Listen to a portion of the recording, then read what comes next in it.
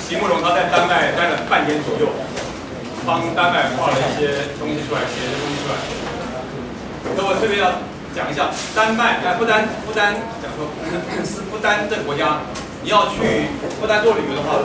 你现在登记排队要排半年左右。为什么呢？因为不丹它每天比如只准500个观光客进来，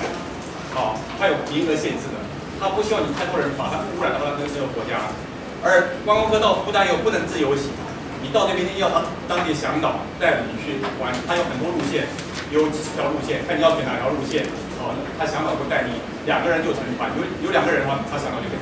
带你去什么地方玩。你想玩什么地方，跟向导讲，向导说这个跟我们国家政策不违背，也可以带你去一些什么地方去玩。所以他在丹麦，他国家他认为说，就他刚刚像我讲的，越少越自由。他不要太多，他不想靠观光客，如果他可以一天5000个进来可以啊，像台湾观光客希望他会每天来3000个，不丹不是，不丹他国家比我们大1.3倍，可他每天就是只准300个观光客到国家去，他有一个量的限制。那到不丹去旅游的话，你每天要交100块美金的税金，观光税，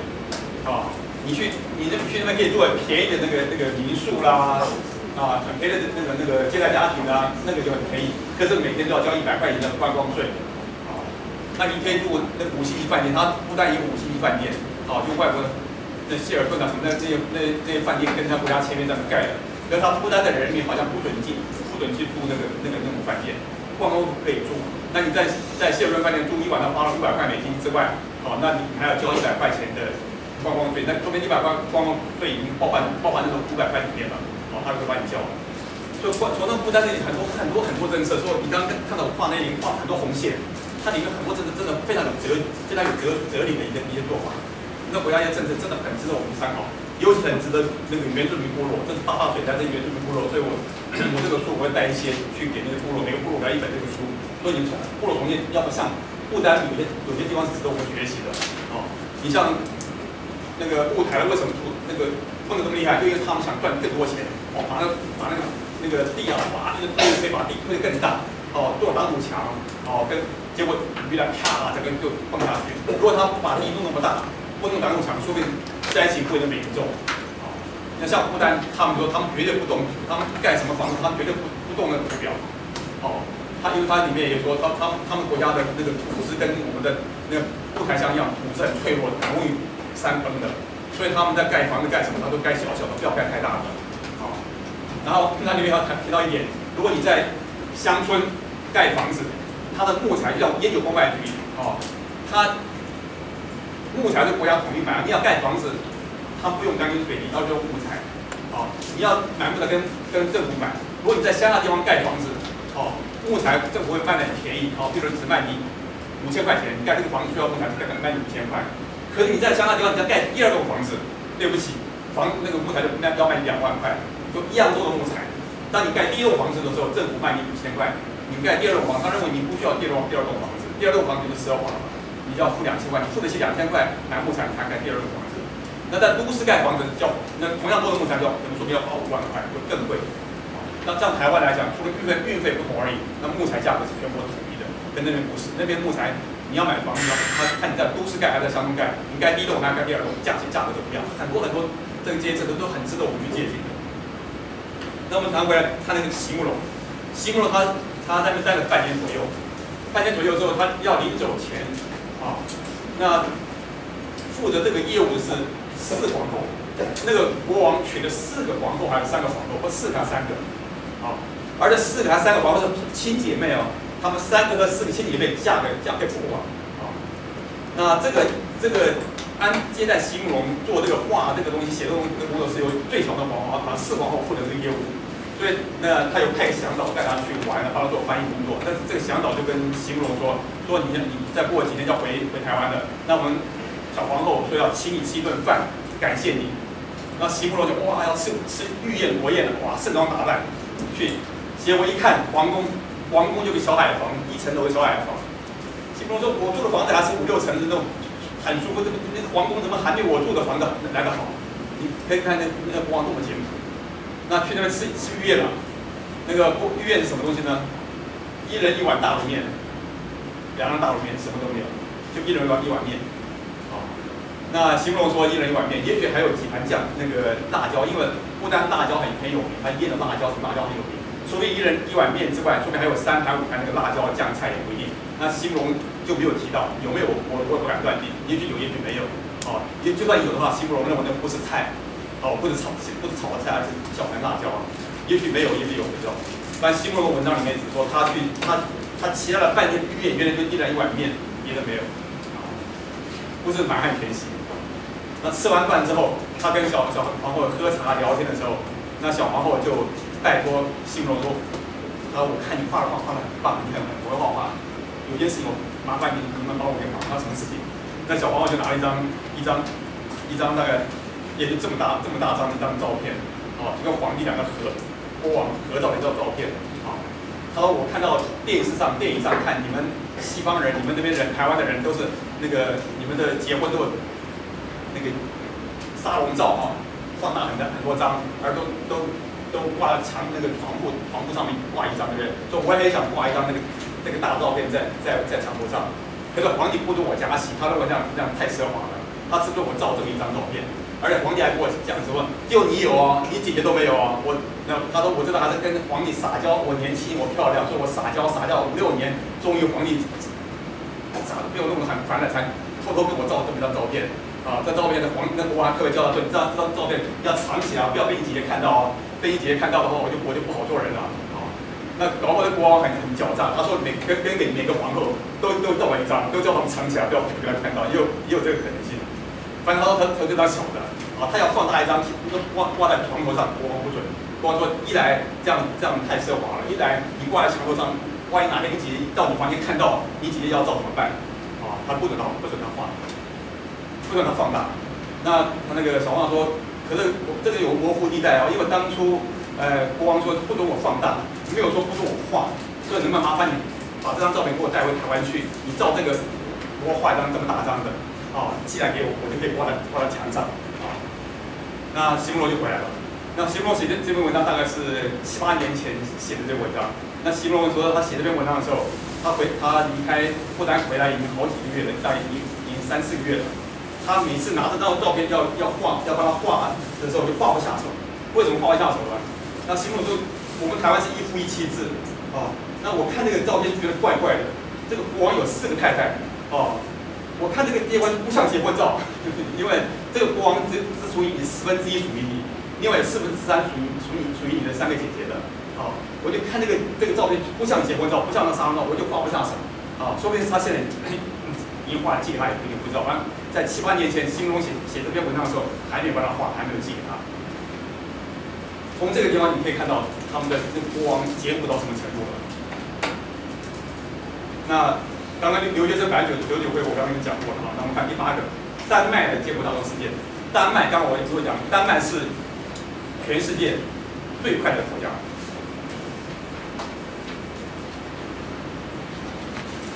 丹麦的薪水在1001期，这个是第1000期。如果各位有兴趣，可以到图书馆去找那1001期的那个商业周刊。1000期的就看到这个不丹了，那1001期就看到那个讲丹麦。那丹麦这个国家，它是上一周派了一个研究员，派了一个摄影记者，派了一个文字记者，然后派了3个人到丹麦就住了1个月左右，对丹麦做了了解。那在1001期的这个商业周刊里面，他想到说，那个研究员他们在那个丹麦一个叫什么街上，那条街是全世界最长的虾饼街，最长虾饼街就那个日本有什么参道、表参道什么道对不对？那是个虾饼街，是短短的。而这个丹麦那条虾饼街是全世界最长的虾饼街，旁边都是店，各种店。那个研究员他们说，他们从那条街从头走到街尾没有看到一个丹麦妇女穿名牌的服饰，没有。丹麦那么有钱，丹麦他们的平均薪水是台湾人的平均薪水的4.7倍。他们平均薪水是1个月16万台币10几万台币，16万台币。我们台湾平均薪水大概就3万块左右，大概就3万块左右一个月。就他们的平均薪水是我们的4.7倍。那么有钱的一个国家，全世界最快乐的国家，结果你看下面街上从头到尾，看不到一个人穿名牌、背名牌包什么，一个都看不到。你可以从这点你看到那个国家多么强调简朴。那丹麦这国家是以平等立国，平等，他认为人都要平等，人要活得很平等。所以他们人与人之间的薪水差距不像台湾那么大。台湾你看，那英企1月薪水一年薪是1000多万，那欧锦的年薪也是900万，欧锦的后来说，他昨天说我打个折，我打个8折还钱，变成560万了，反正900万变成560万，可是你们毕业之后年薪多少钱？你们年薪可能就30-40万、30多万、40万左右，那有人年薪1000多万还不算高，台湾年薪有更高的，那像这个。那他走到街尾之后就是那个大马路有车子，那个有车站啊，有叫计程车啊什么这种，就是大家买好东西，在那边要搭车，要开车，那边有停车场啊，要开车走，那边就是一个交通的一个地方了。他说他在那条街的街尾看到那么多车的一辆辆过去，他看了好久，看不到一部 Benz， 看不到一部 BMW。台湾 BMW 变是多少？有钱人就买那个车。那丹麦那国家比我们还这么有钱，他薪水是我们的4.7倍，结果他经常看不到一部双 B 轿车。那等了好久，看了1个小时左右，终于看到，这个好像是 BMW 啊，可是 BMW 它的标志什么都被拔掉了，他不愿意让人知道他开 BMW， 好像开 BMW 是可耻的事情，或者开 BMW 是不应该的事情。从这两点就是我从上一周刚刚看到的，他的研究员写的。说他研究员说，我在丹麦这1个月时间，感觉丹麦没有穷人，因为他们社会福利非常好，他税收得很高，收了税会给穷人，不是穷人，给那个弱势者。你有残障，你有生病不能工作，政府就给你钱；你没有生病没有残障，政府也给你钱。给什么钱呢？当你生一个小孩的话，每个月就给你2万块的生活费，你生2个孩子可以领4万块，你3个孩子1个月就领6万块。他认为儿童是国家共同的财产，不是你的财产，所以要国家一起来养孩子。那台湾呢？台湾上几年前说，生第3个孩子给3万块奖金，3万块奖金够你把这小孩养到20岁吗？3万块奖金，那丹麦是每个月都给他们2万块台币左右，每个月给，而不是只给一次。台湾说要给一次3万块，到现在还没给。那个案子在行政院到现在讨论半天还没有定案，立法院还没有讨论。你生第1个孩子没有，第2个孩子没有，你生到第3个孩子，政府给你3万块奖金。人家丹麦不是，你生第1个孩子每个月就2万块的生活费。他税收那么高，大家交税交得很高兴，因为我交了税，等我将来结了婚生孩子，我就可以把我当初交的税这样领回来。所以那国家是没有穷人的国家，你有需要，你有任何的需要，政府都会给你。不丹也是一样，不丹我刚才讲过，他看病不要钱，验书不要钱，通通不要钱。那么穷的国家都做这一步都做得这么好，他的社会福利做得跟丹麦几乎跟丹麦一样。我们看第9点，简朴为幸福之本。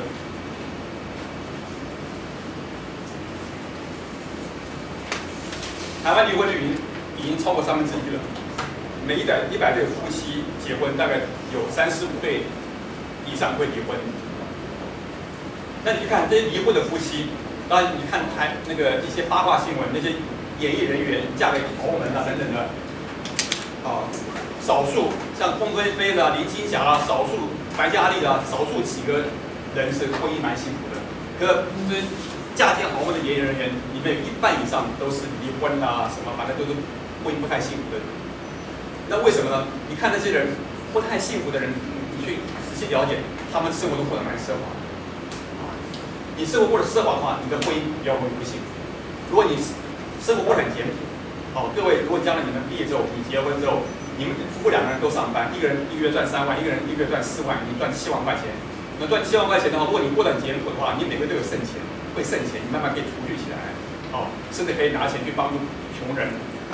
那你们之间婚姻会出问题的可能就比较小。如果你过得很奢华的话，你3万、他4万、7万还不够用的。不够用的话，你们就经常为了钱会吵架，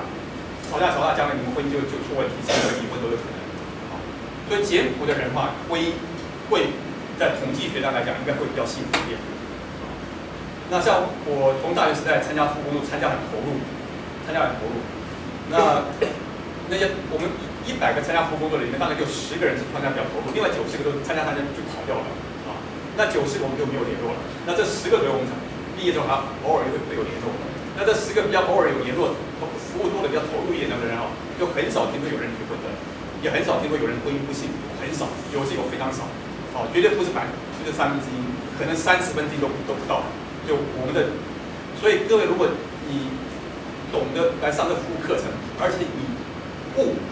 什么叫悟？佛教里面说叫放下屠刀，立地成佛，不是把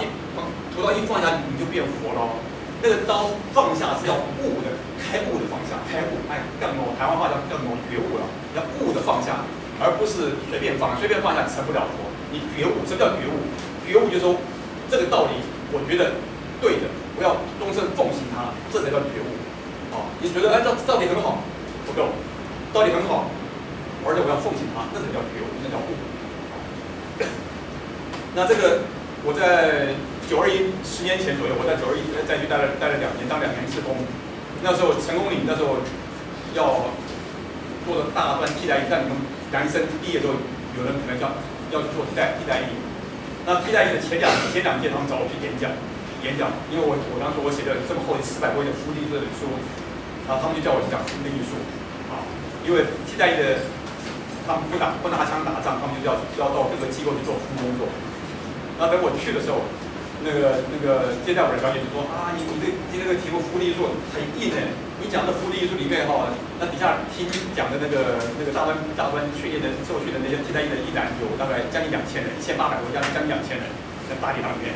啊，这个很可能会睡到一半，说你当兵知道，当兵晚上战后你干什么都会打瞌睡。哎，我想有道理，我说那我改一改，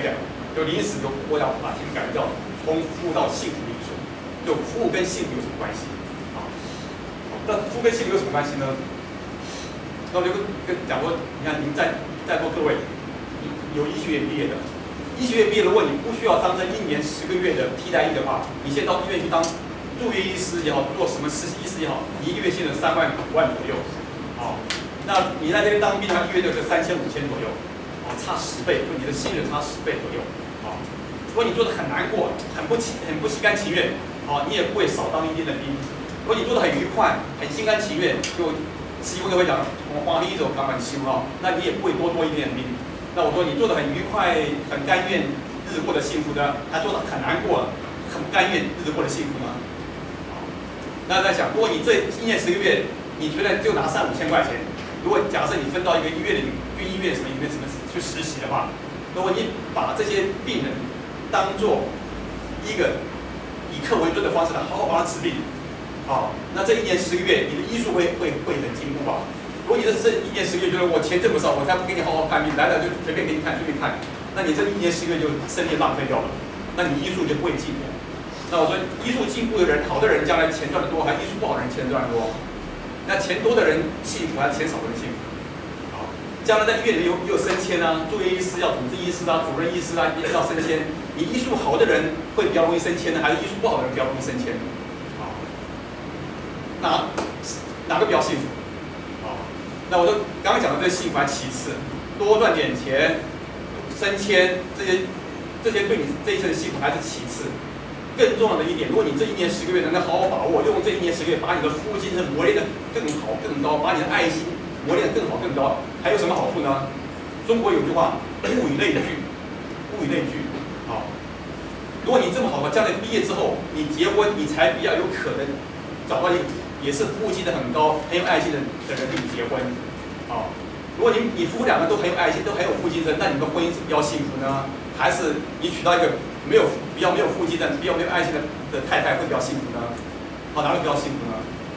这个才是你这一生中更重要的事情。婚姻，多赚点钱，升迁升官，这都要其次。你的婚姻幸福，你这一生的幸福才是更重要的。我讲把题目改成从服务到幸福艺术，我看那2000人左右就没几个人睡觉了。我听得因为讲的跟他切身有关的，所以各位来修这个服务的课程，最好也能够参加服务性社团，利用大学这4年，好好的把自己的服务精神、把自己的爱的能力，把它培养出来。那将来你这一生，钱也会赚比较多，不会很多了，啊，会做的很多，就是会比一般人稍微多一点点，那将来你长官要升迁也会优先找你，因为你这个人比较喜欢服务嘛，啊，这都其次，最重要是将来你的这一生的婚姻生活啊、家庭生活跟孩子相处什么都会比较好一点。那谈到性服务的艺术，我们要谈到一个非常重要的观念：省下而非剩下。如果各位将来有机会去参加服务社团，到孤儿院到任何地方去的话，啊，你要去做服务工作，不是说啊我今天有空去做，啊，那孤儿院是希望说你每个礼拜一去，你每个礼拜二去，你每个礼拜三去，然后到固定下来，那这样每天都有人到孤儿院去，啊，而一去不是去几天，去一学期，甚至去1年，甚至去2年，去3年，啊，甚至你毕业之后偶尔都会去到孤儿院去看一看，啊，就是说你要特别省下时间来。我礼拜二我排礼拜二去孤儿院，我礼拜二就要有人请我跳舞，请我看电影，请我干什么，我都尽可能不去，我就把那天特意省下来奉献给孤儿院，说这才叫奉献，啊，如果你是说哎我礼拜二有空我就礼拜二去，哪天礼拜三没空，礼拜四有空我就礼拜四去，你随便哪天那个叫剩下的时间，你不能把你剩下的时间在做服务工作，要把你省下的时间在做服务工作。当你要捐款的时候，你要把你省下的钱来做捐款，而不是你剩下的钱捐款。你剩下的钱就剩不了几个钱，你省下的钱会比较多一点。所以当你要做服务工作的时候，将来你组织一个家庭，啊，如果你有这种服务精神、这种奉献精神的话，你就会省下来，省下来的话，你这个家庭的储蓄积蓄就会比较多一点。要省下，不要剩下，一定要这个叫奉献的心态。时间不多了，后面这些东西，有些在我的部落都可以看得到，有些部落看不到。我特别讲几个，各位如果看了有你想听哪个，你再跟我讲，我讲哪个给你听哈。我特别要讲这个服务函数。我刚刚说我大学最早在数学系念2年数学，这个数学的 x 轴，这个 y 轴哈，这个那这是一个种稻田的，哦，种稻10分，哦，1分啊，1分耕耘。你做了1分的耕耘，怎么你就有个稻田地，你把稻田的地把它种稻田的话是要把石头搬走掉，那田里面要有种泥巴，不能有石头。做第一工作，你花了1分的力气把那块地的石头搬出来，变成这个地可以种稻米的，你花了1分力气，那边工作很轻松，钱很多，你就不做了，你会有收获吗？没有，你收获是0，所以你的耕耘是1分，可是收获是0分，所以在那个点上。等你把石头搬走之后，你又把这个水也灌进去了，引水把那个稻田灌的水，你又花了1分力气，花2分力气做，后来又觉得太阳好大，晒得很不舒服，这个种稻田赚不了什么钱，又不做了，又想去做个另外别的比较有赚钱的工作，又不做了。这个时候稻田会长东西吗？长不出来了，你的收获还是0。好，这个在 Y 轴上都是0，所以在这2点上，好，你再做10分，再做1分的努力，做了3分的努力。就是你已经播了种，在插秧了，在那个稻田里面插了秧了，插了秧之后你又不想做了，又跑掉了，那这时候你的收获就1分而已，就1分，你3分的服务，3分的耕耘，你只有1分的收获，等到你做了4分的耕耘，4分的服务，也许你就1.5分的收获而已，当你做了5分的耕耘。你的收获可能也是5分了。你做了5分的收获的时候，耕耘的话，5分的服务的话，那你的收获才会跟你的付出差不多是对等的，是5分，5分耕耘，5分收获。等你做了6分的耕耘，你的收获可能就是8分了。你的收获会比你的付出来的多了。你如果做了8分的耕耘，你的收获可能是12分了，就更多了。当你做了10分的，你做了10分的收获耕耘的话，你的收获可能是20分了。所以这个种稻田的这种耕耘跟收获的函数是这样的一个曲线，是这样一个曲线。所以你做服务工作，你绝对不要做了2分就跑掉了，你一无所获。你做了3分就跑掉了，你收获不多，收获跟你的耕耘、你的付出不成对比。你起码要做到5分的耕耘的话，你的收获才会跟你的付出才能打平对的。等你做了10分的收获的话，那10分的耕耘服务的话，那你的收获就很可能会是你的付出的2倍以上。这是一个跟种稻田、跟跟服务都是这样的一个函数。那我们要看这条线，就1分耕耘1分收获，这是这条线，1分耕耘1分收获。那这条线呢是1分耕耘半分收获。那1分耕耘2分收获是这条线。啊，那服务跟收获的函数不是这3条，而是这一条。